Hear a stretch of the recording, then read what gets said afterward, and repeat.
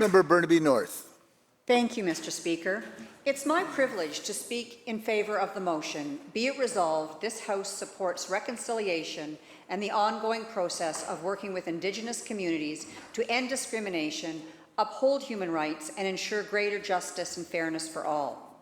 I would like to begin by acknowledging with respect that this legislative building sits on the traditional unceded territory of the Lekwungen-speaking peoples, now known as the Songhees and Esquimalt nations.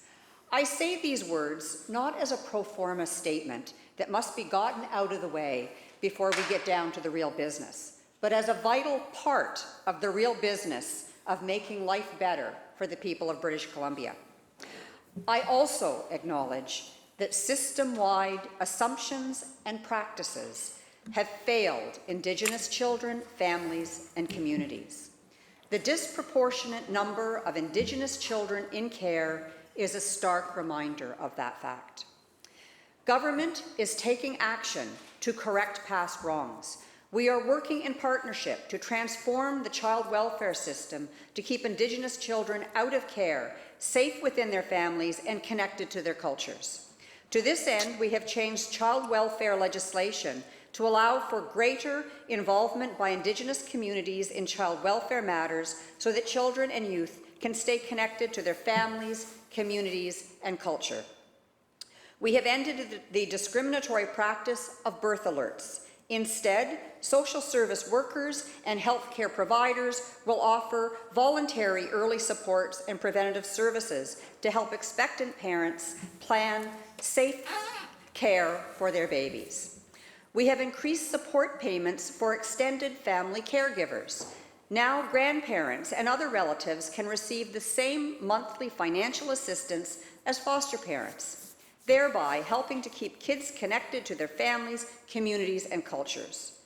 Through the tripartite First Nations Children and Families Working Group, we are working with individual First Nations and the federal government to sign agreements that will ultimately see nations exercise jurisdiction over child and family services.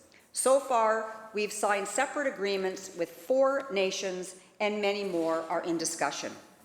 We are working with Indigenous communities to understand their unique needs so we can provide more culturally inclusive early care and learning. To this end, we are investing $3.6 million to support 11 early learning and childcare planning and navigator positions. They will work with Indigenous communities and governments to help families access services and to plan and deliver culturally based early years programming, like parent-taught drop-in playtime, new childcare programs, and parent education seminars. In addition, Indigenous governments are eligible for up to $3 million through the Childcare BC New Spaces Fund to create new licensed childcare spaces in their communities. Indigenous nonprofit organizations are eligible for up to $1.5 million, and we're investing $30 million from our early learning and childcare agreement with the Government of Canada to create and expand the Aboriginal Head Start program, which offers culturally specific early learning, childcare, and parenting programs, with services available at no cost to families.